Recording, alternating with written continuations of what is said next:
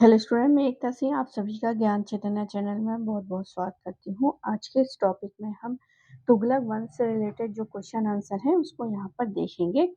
सबसे पहला क्वेश्चन है, किस वंश के सुल्तानों ने सबसे अधिक समय तक देश में राज किया था? तो हमारा आंसर हो जाएगा तुगलक वंश। क्या हो जाएगा? तुगलक वंश हो जाएगा।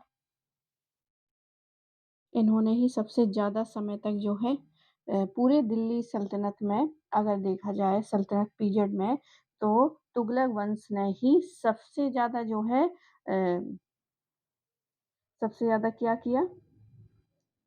शासन किया। आगे है व्याख्या, देखते हैं इसकी। तुगलक वंश का शासनकाल 1320 ईस्वी से लेकर 1414 ईस्वी तक। इस वंश के शासकों ने सबसे अधिक समय तक देश में राज्य किया। खिलजी वंश का शासन काल जो है 1290 ईस्वी से 1320 तक रहा, जो मात्र 30 साल तक है। अगर ये तो था सबसे बड़ा, अगर वही सबसे छोटा पूछा जाए तो हमारा आंसर क्या हो जाएगा? खिलजी वंश हो जाएगा। लोधी वंश की बात करें तो 1451 से लेकर 1526 तक, जबकि दास वंश जो है गुलाम वंश का शासनकाल 1206 से लेकर 1290 तक था। तुगलक राजवंश के सुल्तानों के नाम सिक्कों पर अंकित करवाए थे। फिरोज शाह तुगलक ने अपने नामांकित सिक्कों में एक और टकसाल का नाम खुदवाया। इसके दूसरी तरफ शीर्ष सहित अपने नाम से पहले चारों खलीफा का नाम अंकित करवाया और अपने को खलीफा का नायब बताया।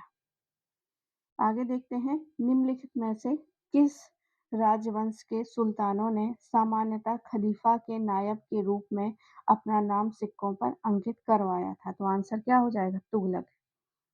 आंसर तुगलक हो जाएगा। तो यहाँ पर जो है तुगलक वंश के सुल्तानों ने खलीफा के नायब के रूप में अपना नाम सिक्कों पर अंकित करवाया था। अगला देखते हैं, दिल्ली के किस सुल्तान ने अलाई अमीरों को ख्वाजा ताश या सहदास माना था?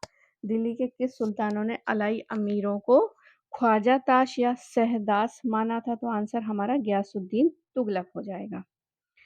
सुल्तान गयासुद्दीन तुगलक ने अलाई अमीरों को ख्वाजा ताश या अर्धदास माना था, क्योंकि अलाउद्दीन के अधिकांश अमीर उसके खरीदे गए गुलाम थे।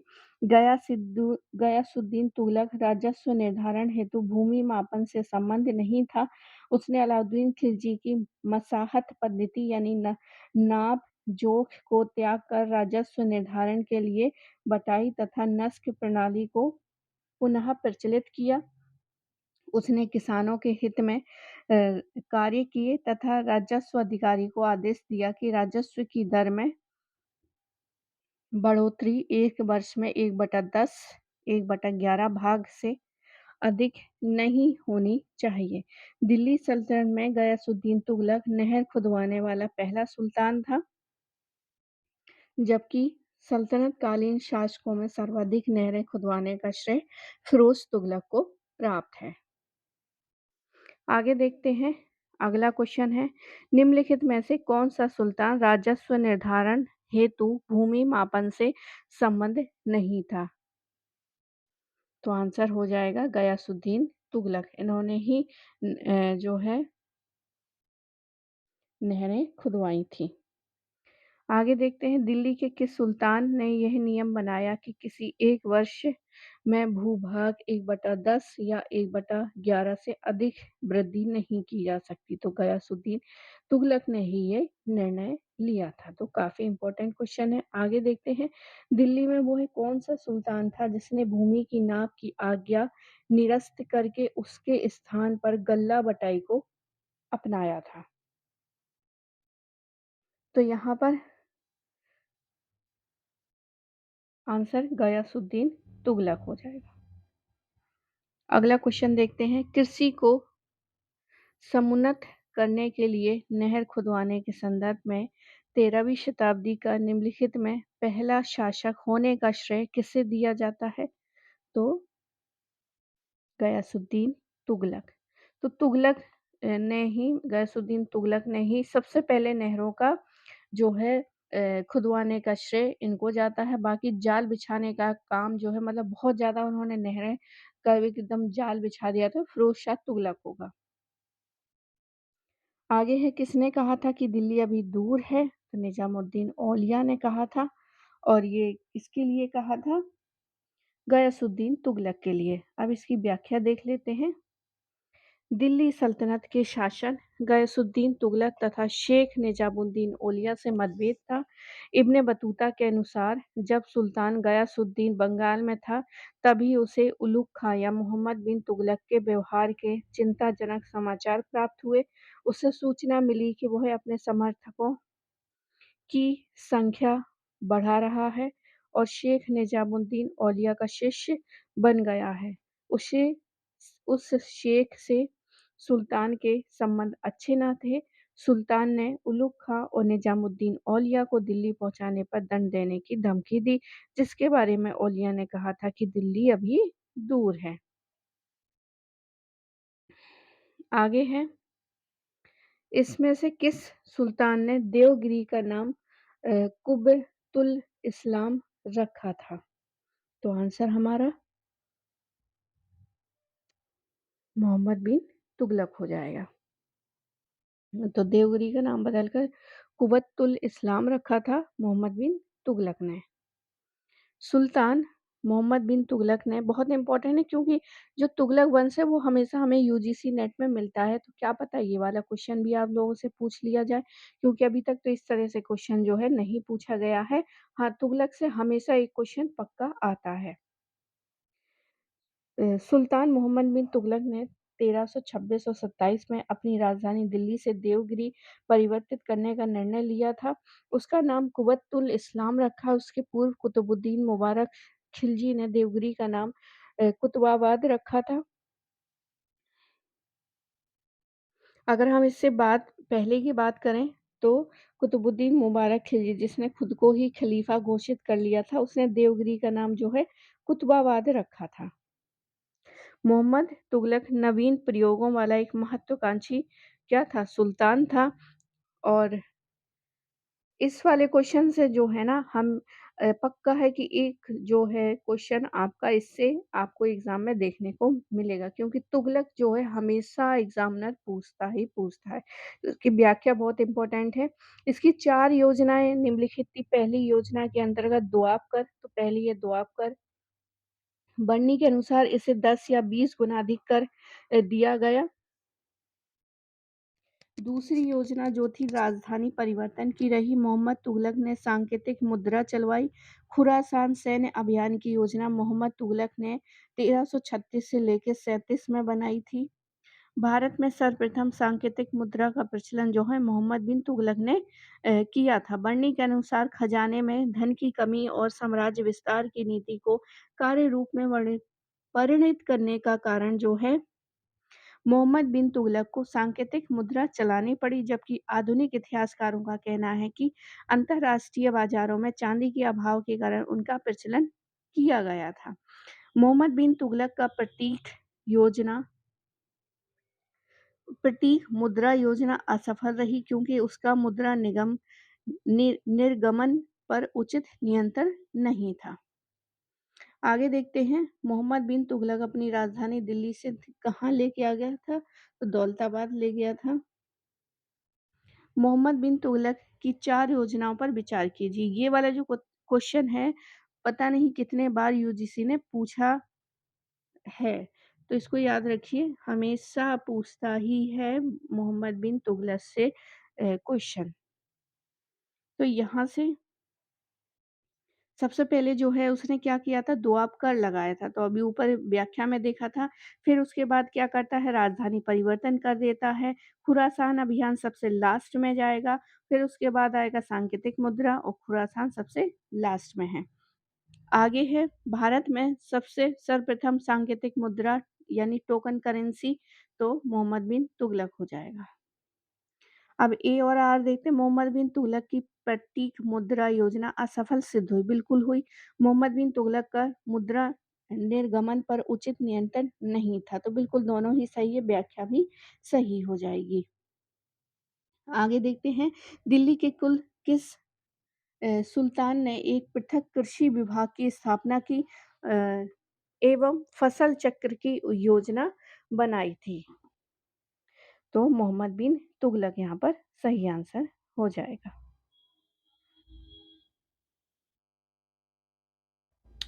मोहम्मद बिन तुगलक एक अग्रगामी सोच वाला शासक था, जिसने सल्तनत के विकास के लिए जहां एक तरफ कई नए प्रयोग किए, वहीं प्रचलित पद्धतियों में भी आमूलचूल सुधार किए। उसने एक पृथक कृषि विभाग दीवान-ए-कोही की स्थापना की तथा किसानों की सहायता के लिए अत्यंत कम ब्याज पर तकावी ऋण सुधार भी उपलब्ध कराया था। साथ ही कृषि के विस्तार के लिए फसल चक्र की योजना प्रारंभ की। इसकी स्थापना के पीछे मुख्य उद्देश्य राज्य की सहायता से कृषि योग्य भूमि का विकास और विस्तार करना था। दीवान-ए-अमीर कोही विभाग की स्थापना मोहम्मद बिन तुगलक ने की थी। दीवान-ए-अमीर कोही यह प्रमुख पदाधिकारी था जो दीवान-ए-कोही विभाग की देखभाल करता था। आगे देखते हैं, निम्नलिखित सुल्तानों में से किसने कृषि के विकास के लिए निर्धन किसानों को तकावी ऋण बांटे, जिसे सौंधर कहते हैं? तो आंसर हो जाएगा हमारा मोहम्मद बिन तुगलक। मोहम्मद तुगलक ने दीवाने कोही नाम एक नए विभाग की सृजन की थी, जिसका मुख्य कार्य क्या था? दीवाने कोही से भूमि परती यानी कि परती भूमि को कृषि योग्य बनाना था। जो बेकार भूमि है उसको क्या है, उस पर कृषि की जा सके, ऐसी उस भूमि को बनाना है। उसके लिए दीवाने कोही का क्या किया, स्थापना की थी। आगे है, निम्नलिखित में से किस शासक ने दीवान-ए-अमीर कोही विभाग की स्थापना की थी? तो आंसर मोहम्मद बिन तुगलक हो जाएगा। दिल्ली सल्तनत का सर्वाधिक विद्वान शासक जो खगोल शास्त्र और गणित, आयुर्विज्ञान सहित अनेक विधाओं में माहिर था, तो मोहम्मद बिन तुगलक था। व्याख्या देख लेते हैं। दिल्ली सल्तनत पर मोहम्मद बिन तुगलक ने 1325 से लेके 1351 ईस्वी तक शासन किया। वह गयासुद्दीन तुगलक का सबसे बड़ा पुत्र था। मोहम्मद बिन तुगलक तर्कशास्त्र, दर्शन, गणित, खगोलीय और भौतिक विज्ञान का विद्वान था। वह आयुर्वेदिक का ज्ञाता था। वह पत्थरों पर मूर्ति व अन्य आकृति उकेरने की कला को भी जानता था। उसे फ़ारसी, अरबी, तुर्किश तथा संस्कृत का भी अच्छा ज्ञान था। मोहम्मद बिन तुगलक दिल्ली के सुल्तानों में अत्यधिक सहिष्णु शासक था। वह सभी धर्मों के विद्वानों का सम्मान करता था। जैन विद्वान और संत जिन प्रभु सूरी को उनके दरबार में बुलाकर सम्मान प्रदान किया था, वह सूफी, शेख और अन्य विभिन्न संप्रदायों के संतों के संपर्क में आया था। अपनी हिंदू प्रजा के प्रति जो है उसका व्यवहार क्या था, सहिष्णुपूर्ण था। दिल्ली सल्तनत में मोहम्मद बिन तुगलक प्रथम शासक था जो हिंदुओं के त्योहार मुख्यतः होली में भी भाग लेता था।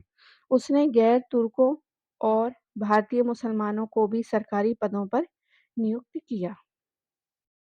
आगे देखते हैं, निम्नलिखित सुल्तानों में से किसने जिन प्रभु सूरी से आधी रात तक बातचीत की थी? तो मोहम्मद बिन तुगलक हो जाएगा। जिन प्रभु सूरी। निम्नलिखित सुल्तानों में से किसका जैन विद्वानों से घनिष्ठ संबंध था? तो मोहम्मद बिन तुगलक।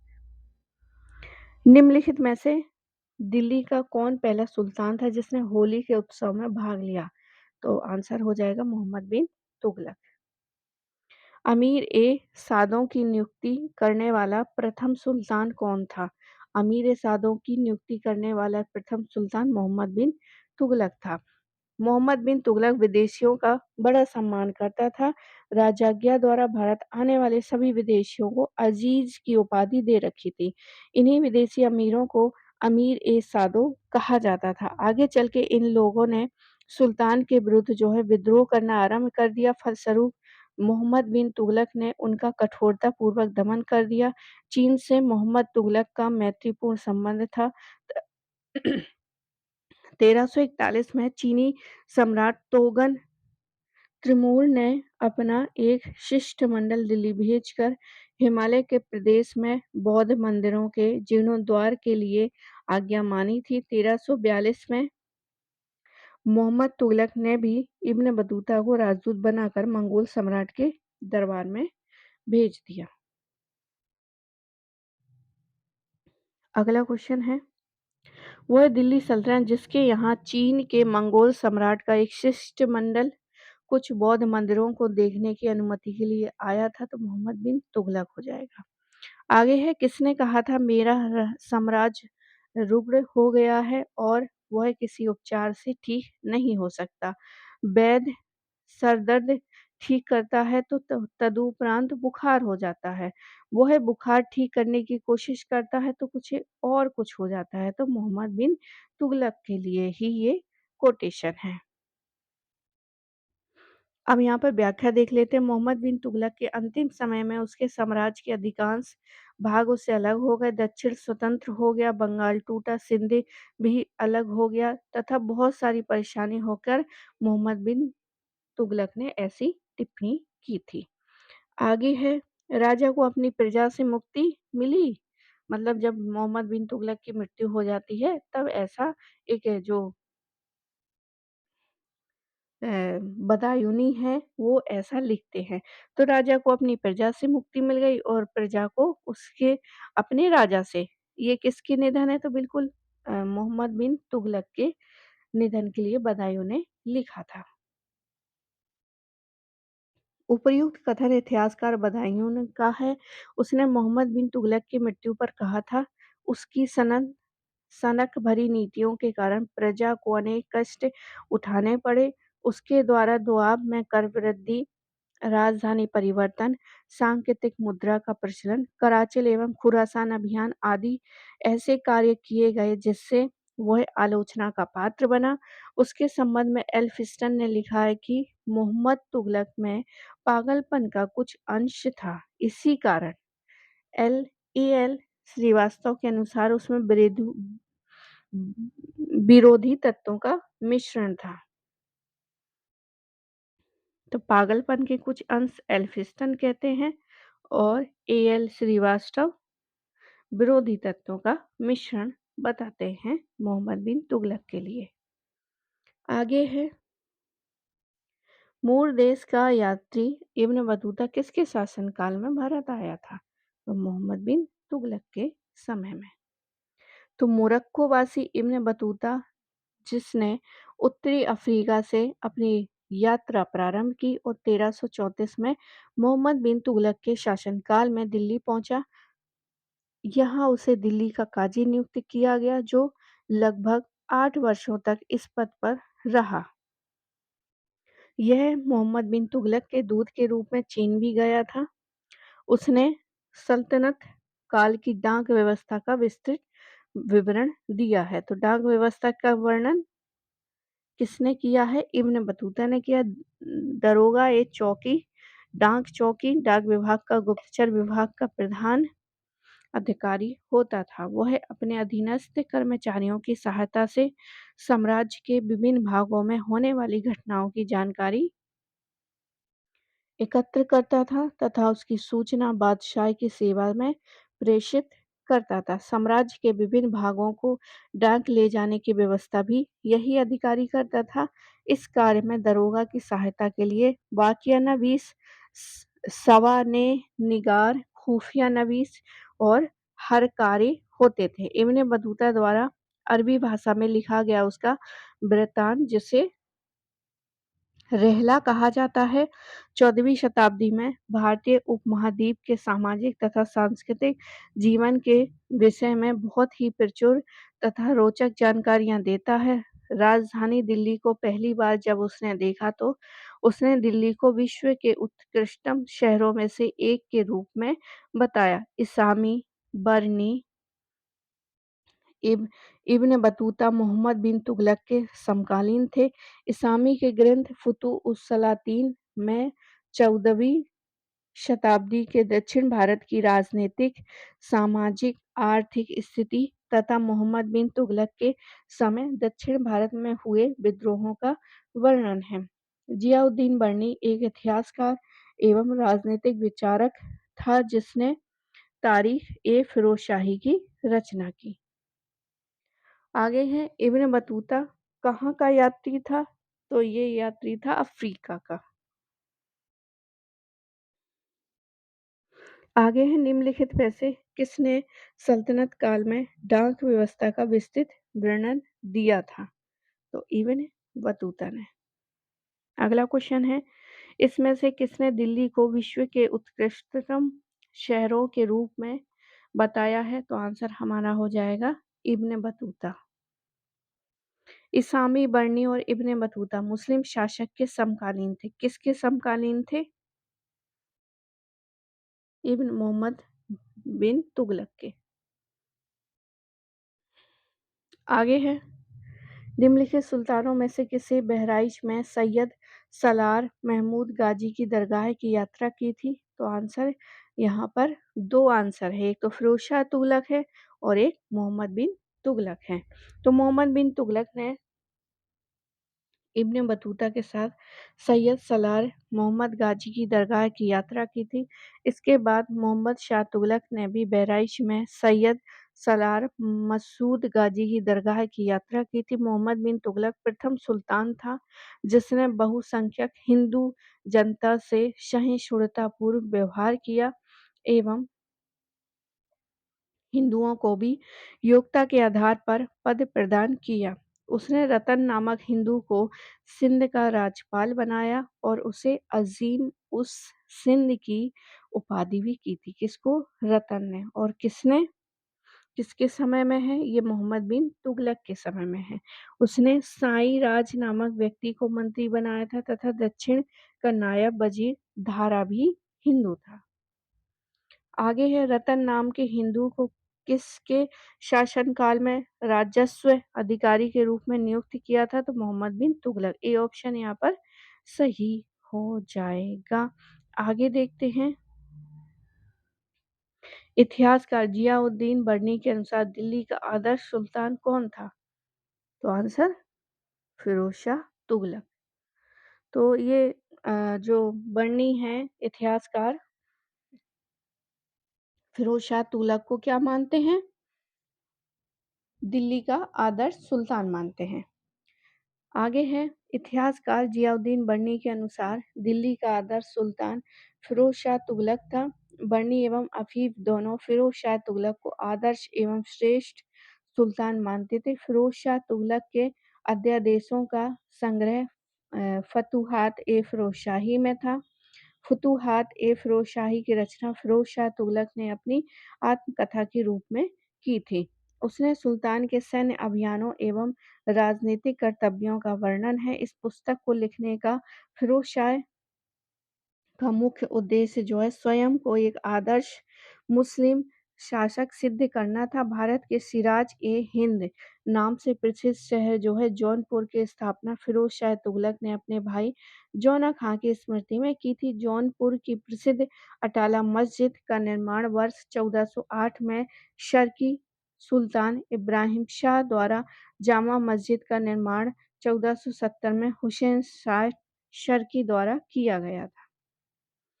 आगे देखते हैं निम्नलिखित में से किस ग्रंथ में फिरोज शाह तुगलक के अध्यादेशों का संग्रह किया था? तो आंसर हो जाएगा फितूहात ए फिरोजशाही में। अगला है निम्नलिखित में से किसकी रचना का श्रेय स्वयं सुल्तान फिरोज शाह तुगलक को दिया जाता है? तो सीरत ए फिरोजशाही को दिया जाता है। जौनपुर की स्थापना किसने की थी? तो फिरोज शाह तुगलक ने की थी जौनपुर की स्थापना। आगे है नीचे विभागों की सूची दी गई है। इसमें से किसकी रचना, किसकी स्थापना फिरोज शाह तुगलक ने की है? तो ये बताना है। तो दीवाने खैरात ये की है, दीवाने बंदगान भी की है, दारुल शफ़ा की भी की है और रोजगार कार्यालय की भी की है। आगे देखते हैं दिए गए सभी विभागों की स्थापना फिरोज शाह तुगलक ने की थी। खैरात दीवान एक खैरातनामा दानशाला से मुस्लिम गरीब लड़कियों के विवाह और विधवाओं को आर्थिक सहायता दी जाती थी। दार उल शफ़ा राजकीय अस्पताल था जिसमें मुफ्त इलाज की सुविधा प्रदान की गई थी। दीवान बंदगान खास विभाग था। फिरोज शाह ने दासों को बहुत शौकीन रखता था, इसलिए दीवाने बंदगान की ही स्थापना उसने कर दी। उसके पास 1,80,000 दास थे, सबसे अधिक दासों की संख्या इसी काल में थी। रोजगार कार्यालय के माध्यम से बेरोजगार युवक को रोजगार दिया जाता था। अगला क्वेश्चन है, निम्न सुल्तानों में से किसे खलीफा से सैयद उस सलातीन की पदवी प्राप्त हुई? तो आंसर हमारा फिरोज शाह तुगलक हो जाएगा। आगे हैं, दिल्ली के सुल्तानों में फिरोज शाह सुल्तान का जिसने अपने को खलीफा का नायब पुकारा था, सिक्कों का सिक्कों पर खलीफा का नाम अंकित करवाया था और स्वयं को खलीफा का प्रतिनिधि घोषित किया था। मिस्र के खलीफा ने उसे सैयद उस सलातीन की उपाधि प्रदान की थी। बेरोजगारों के सहायतार्थ फिरोज शाह तुगलक ने एक रोजगार दफ्तर स्थापित किया जो बेकार बेकार व्यक्तियों को कार्य दिलाता था। उसने एक विभाग दीवान एक खैरात स्थापित किया जो मुसलमान अनाथ स्त्रियों और विधवाओं को आर्थिक सहायता देता था। दिल्ली के सुल्तानों में फिरोज पहला सुल्तान था जिसने इस्लाम के कानूनों और उलेमा वर्ग को राज्य के शासन में प्रधानता दी थी। बीमार एवं रोगग्रस्त व्यक्तियों के इलाज हेतु राजकीय सहायता से फिरोज तुगलक ने अस्पतालों की स्थापना की थी। दारुल शफा जिसे दारुल शफा कहा जाता था। फिरोज शाह तुगलक ने लोक निर्माण विभाग की स्थापना की थी। फिरोज शाह ने अनेक लोक निर्माण कार्य कर प्रसिद्धि प्राप्त की। उसने 300 नवीन नगरों की स्थापना करवाया जिसमें लाल किले के निकट फिरोजशाह कोटला, फिरोजाबाद, फतेहाबाद, हिसार, जौनपुर, फिरोजपुर आदि प्रमुख थे। अलाउद्दीन ने राजस्व एकत्रीकरण में निहित दोषों को दूर करने तथा राजस्व प्रणाली में सुधार के उद्देश्य से दीवान-ए-मुफ्त-खराज नामक एक विभाग निर्मित किया था। अन्य विभाग जो है फिरोज तुगलक द्वारा स्थापित किए गए थे। आगे देखते हैं, बेरोजगारों के सहायतार्थ दिल्ली के निम्नलिखित सुल्तानों में से किसने रोजगार कार्यालय की स्थापना की? तो आंसर हमारा हो जाएगा फिरोज शाह तुगलक। आगे है, निम्नलिखित में से किस एक दिल्ली के सुल्तान ने एक रोजगार कार्यालय, एक दीवाने खैरात और दारुल शफा? तो आंसर बिल्कुल इजी है, फिरोज शाह तुगलक। सर्वप्रथम लोक निर्माण विभाग की स्थापना किसने की थी? तो आंसर हो जाएगा हमारा फिरोज शाह तुगलक। लोक निर्माण विभाग की स्थापना की थी फिरोज शाह तुगलक ने। आगे है, निम्नलिखित में से अब ये जो जब तुगलक वंश हम पढ़ते हैं तो सबसे पहले तो नहरों की शुरुआत गयासुद्दीन तुगलक ने की थी। उसके बाद जो है नहरों का जाल अगर पूछा जाए तो फिरोज शाह तुगलक हो जाएगा। बाकी मोहम्मद बिन तुगलक के समय तो राजधानी परिवर्तन और एक भूमि सुधार के लिए बनाया गया था। तो ये सारी चीज़ें अगर हमें याद हैं और इसके अलावा अगर कोई और क्वेश्चन पूछता है तो हमको आंसर किसका लगाना है? फिरोज शाह तुगलक का ही सही आंसर लगाना है। तो अगर हम कुछ ही चीज़ें याद कर लें और कुछ चीज़ें को अगर याद नहीं कर लें, फिर भी हमारे पास क्या रहेगा कि अंदाज़ा रहेगा कि ये चीज़ें जो है इनके समय में हुई थी और ये चीज़ें जो क्वेश्चन में आई हैं वो किसके समय में होगी, तो फिरोज शाह तुगलक आसानी से हम उसका अंदाज़ा लगा सकते हैं क्योंकि इसके समय में जो है बहुत सारे जो है विभागों की स्थापना की गई थी। आगे निम्नलिखित में से कौन फिरोज शाह तुगलक द्वारा स्थापित नहीं है?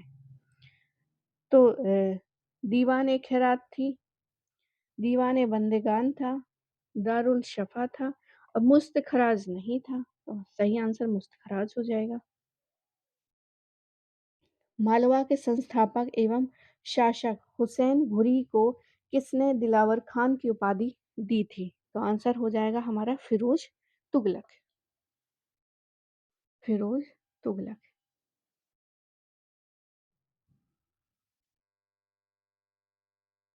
मालवा के संस्थापक शासक हुसैन गिरी को फिरोज तुगलक ने दिलावर खान की उपाधि प्रदान की थी। दिलावर खान घुरी ने 1401 में मालवा में स्वतंत्र राज्य की स्थापना की। दिलावर खान के समय मालवा की राजधानी धार थी। धार मतलब एक मध्य प्रदेश में एक जगह का नाम है। दिलावर खान का शासनकाल 1401 से लेकर 1406 के मध्य था। फिरोज शाह के शासनकाल में व्यापक भ्रष्टाचार था। अफीफ के अनुसार सुल्तान का वजीर खान ए जहां मकबूल स्वयं ईमानदारी के लिए प्रसिद्ध था, किंतु ऐसा वजीर भी भ्रष्टाचार को रोकने में असमर्थ था। अफीफ एक ऐसे घुड़सवार का जिक्र करता था जिसे सुल्तान ने अपने खजाने में से एक टंका दिया था ताकि वो रिश्वत देकर अर्ज में अपने घोड़े पास करवा सके। आगे है, निम्नलिखित किस सुल्तान के शासक ने प्रशासन में स्वयं घूसखोरी को प्रोत्साहन किया? तो बिल्कुल फिरोज शाह तुगलक ने ही एक सिक्का दे के क्या है, घोड़ा पास करवाने के लिए उसको प्रोत्साहित किया था। आगे है, फिरोज शाह तुगलक ने उपज का 1/10 भूभाग भू राजस्व के रूप में वसूला था। तो आंसर उशरी भूमि से। किससे 1/10? उशरी भूमि से वसूला था। सल्तनत काल में भू राजस्व के लिए दो प्रकार की भूमि का उल्लेख था। पहला उशरी, दूसरा खराज। वह भूमि जिस पर हिंदुओं का अधिकार था उसे खराज नामक भू राजस्व वसूला जाता था, जो कि उपज का 1/3 और 1/2 तक होता था, जबकि मुसलमानों के अधीन भूमि उशरी कहलाती थी, जिसका भू राजस्व उपज का 1/10 था। दिल्ली सल्तनत के शासक फिरोज शाह तुगलक ने अद्धाबिक शशगनी नामक सिक्के चलाए थे। शशगनी चांदी का छोटा सिक्का था जो 6 जीतल के बराबर था। शशगनी चांदी का एक छोटा सिक्का था जो किसके बराबर था? तो आंसर हो जाएगा 6 जीतल के। आगे देखते हैं।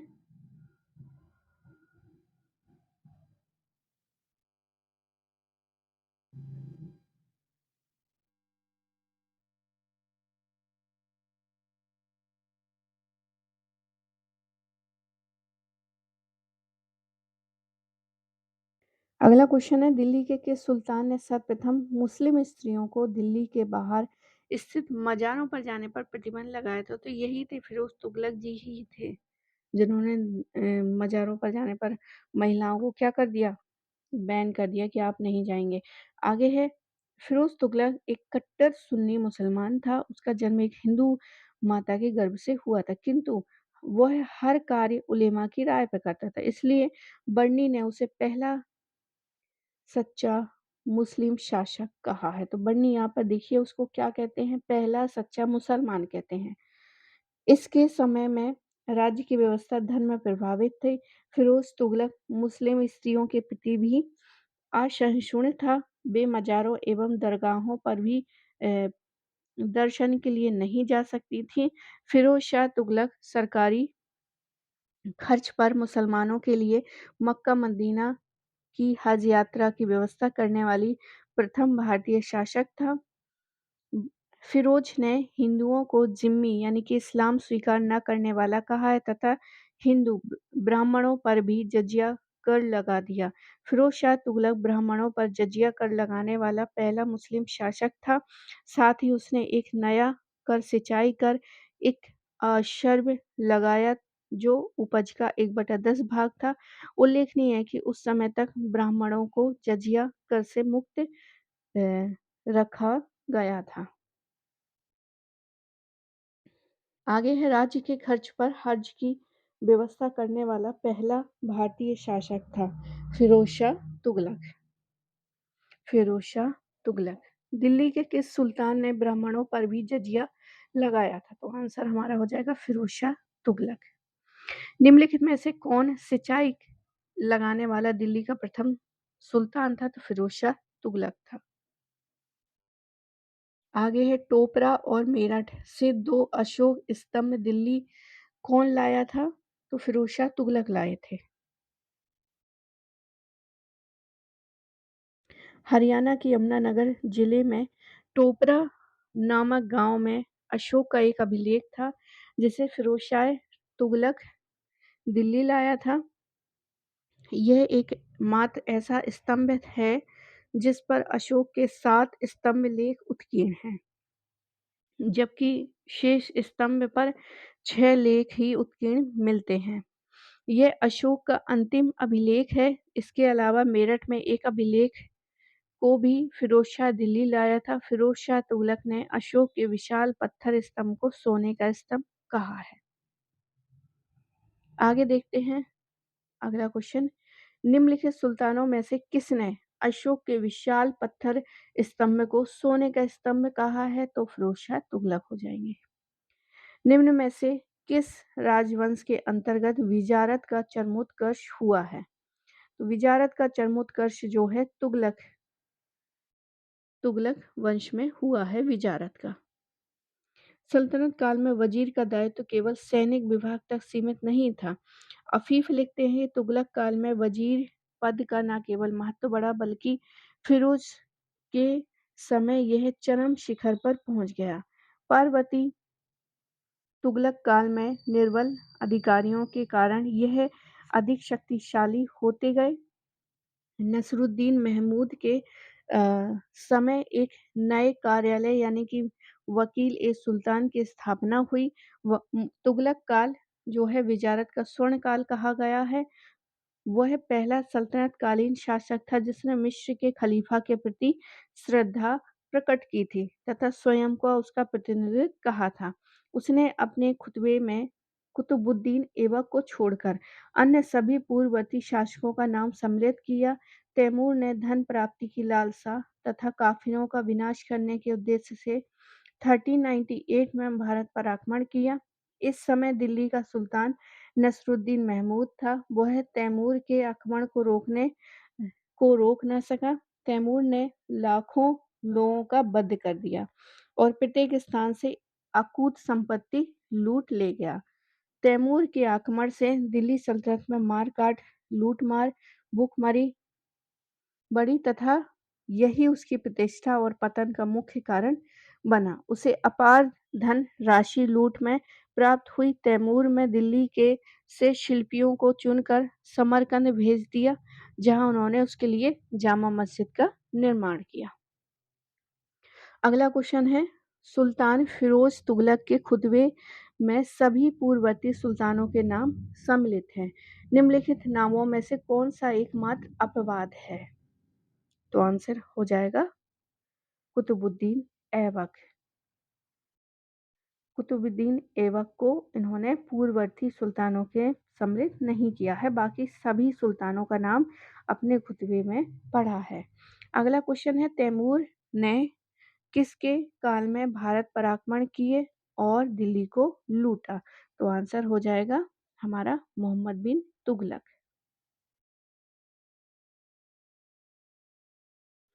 आगे है अगला क्वेश्चन है तैमूर दिल्ली की वास्तुकला पर इतना प्रभावित हुआ कि वह अपने साथ भारत के शिल्पकार, राजमिस्त्री और निपुण कारीगरों को लेता गया ताकि वह उनसे उन्हीं प्रकार की इमारतें बनवाए अपनी राजधानी में। तो ये आंसर हो गया समरकंद में।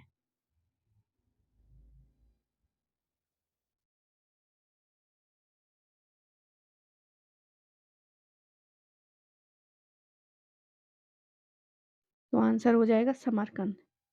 तो ये लास्ट था। इसके अलावा जो आगे आएगा हमारा सैयद और लोदी वंश।